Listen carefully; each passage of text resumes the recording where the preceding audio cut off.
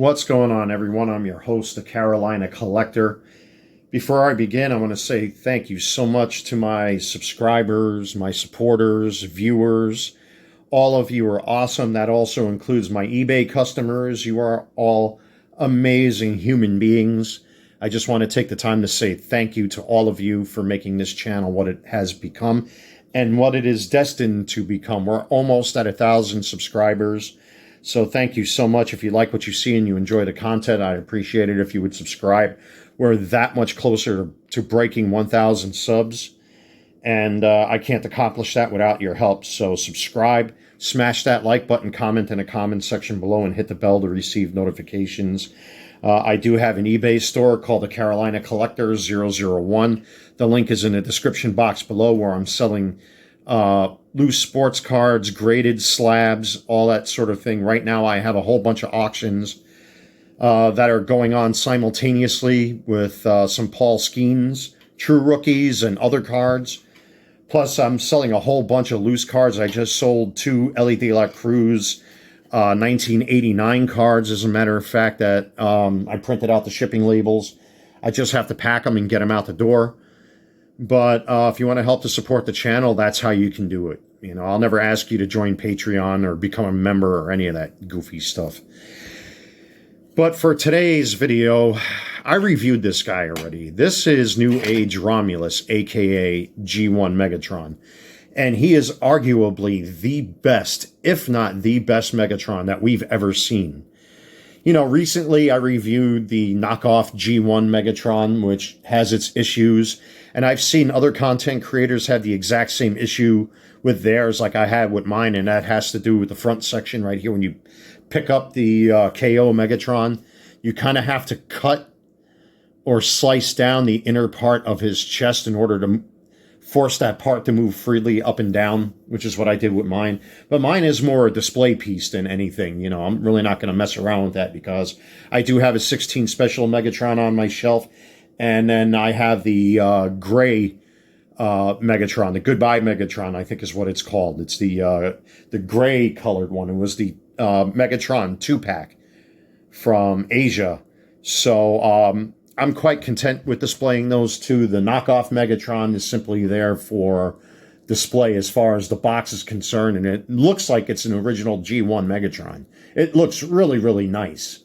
Even though the box is a knockoff, you know it's a knockoff because there's certain things and certain aspects of the way the words are written up on top where it says Transformers that were changed. You know, the box quality is meh. But, you know, when you put it all together and you sit it up on a shelf, I mean, it just looks good as a display piece. So, but when it comes to a screen-accurate, cartoon-accurate Megatron, we've never seen anything like this before in this scale. I mean, he does size up with War for Cybertron, Optimus Prime, whether it's Earthrise or Kingdom. But he does not scale well with Studio Series 86 Prime, which I still yet to review here on the channel. And I talked about the fact that I was positive that someone out there was going to make an upgrade kit for this guy. And sure enough, they did. But this is probably probably the biggest waste of money I've ever spent on an upgrade kit. And I love upgrade kits. There's so much stuff you can do to improve the quality of your bots. But in this case, this upgrade kit sucks. I forgot how much I paid for it, but someone did make an attempt to print out a stock and a silencer, or, you know, the elongated barrel. And this thing is a piece of trash. So off camera, I transformed this guy. This does not fit well into place at all. I had a really difficult time even trying to get it to position properly. It would keep falling out. There was nothing I could really do about it. This thing swivels all over the place, which it's not supposed to do, but it does it anyway. And it doesn't look right. And then this right here is probably the worst part of the two. And I don't need to transform him to demonstrate how awful this barrel is or silencer is, because when you insert this thing,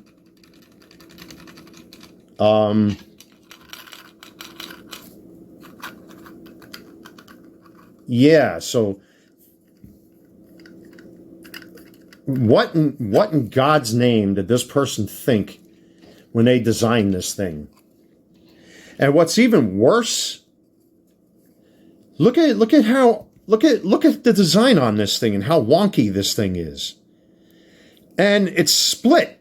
The first time I tried to put it on there onto his barrel, it's split. Look at this thing here. I'm ready to break it because, quite frankly, I wasted my money on this thing, and I'm not going to bother wasting crazy glue on it. But even if I were to align this properly, if I were to hold it in place, if I were to take his barrel, it doesn't matter because it's not sized properly. It's too big. Look at this thing. What was the point of this? I'm not going to bother modifying it because I paid money for this upgrade kit to make this Megatron more accurate to what we see in the cartoon. And instead we got this 3D printed piece of garbage that's right here. I mean, why even bother? Why even try to do a thing like this if you're not going to sit down? I guarantee the person that didn't own or doesn't own a copy of Newage Romulus, and there are two different versions of this guy out there. Obviously, I went for the more cartoon correct color scheme, whereas the other Megatron like this, or Newage Romulus, is more accurate to the toy from the 80s. I don't know if they have either of those versions. They should have designed this directly around the robot itself, because look at this. I mean, I don't mind that this thing moves. I guess they did that intentionally when they 3D printed this thing to snap it together. I would have preferred it that this would have been one piece. But why do this? If you're going to do this, then you might as well split this down the middle and have the whole setup like the G1 Megatron would be like to make his giant cannon. But why even bother adding this feature if you can't utilize it the way the G1 toy was designed for? It's stupid. But this is the worst. Look at this. I've only handled this thing twice, and already, like I said, it's split.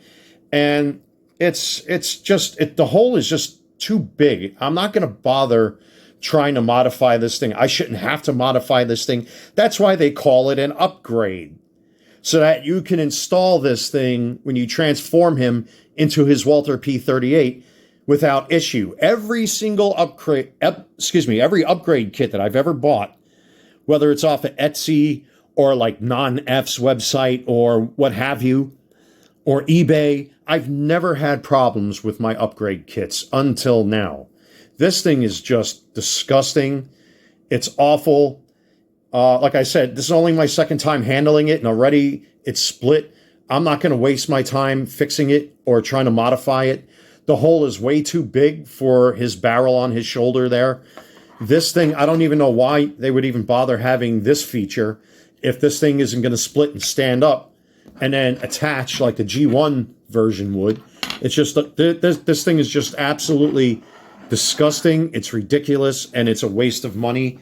If you come across this thing on eBay, don't buy it. Don't waste your time. I'm upset and angry that this thing is as bad as it is. I've never seen such a horrible upgrade kit for a robot, for a toy before. You know, recently I showed off my Legacy United Optimus Prime, and that upgrade kit was fine. It really closed up the gaps and sealed the holes and cleaned that little robot up, and it's a great little Optimus Prime. But there's no excuse for this. I mean, out of every upgrade kit that I've ever bought for any of my bots, including gap fillers, new weapons, all that kind of stuff, I've never seen anything this bad before. This is just... Oops. I mean, just why? Why do this? If you can't utilize this feature and split this base of this stock so that this thing can stand up and then you can assemble the big cannon, why add this feature in the first place? But this is pathetic. Whoever did this needs to go back to the drawing board and redesign this thing. I forgot how much I paid for this kit. I wasted my money. If you see it on eBay, don't waste your time buying it. Buyer beware. You shouldn't have to modify things like this if you paid good money for it. This is the first time I've ever been upset at a purchase before. And the problem is I've had it sitting around for the past couple weeks until this, unfortunate drama happened with me, with my now ex-girlfriend finding out that she was an illegal immigrant using me to become a citizen and then swatted me over the weekend. This is just as pathetic as she is. Why bother? So don't waste your money. Don't waste your time.